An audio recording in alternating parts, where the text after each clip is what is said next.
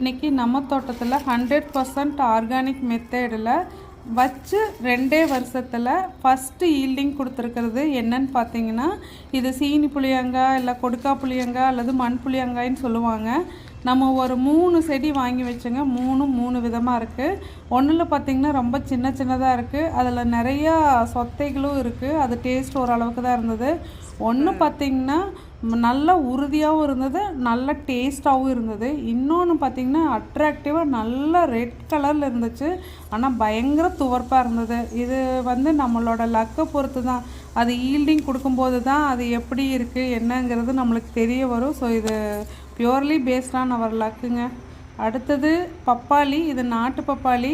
இது முடிஞ்ச வரைக்கும் குருவிகளுக்கு தான் விட்டுருவோம். இன்றைக்கி ஒரு 3 பழம் இருந்துச்சு, சரி பறிச்சுக்கலான்னு சொல்லிட்டு அதுவும் அறுவடை பண்ணியாச்சு. இது எல்லாமே கம்ப்ளீட் ஆர்கானிக் மெத்தேடு தானுங்க. தேங்க்யூ.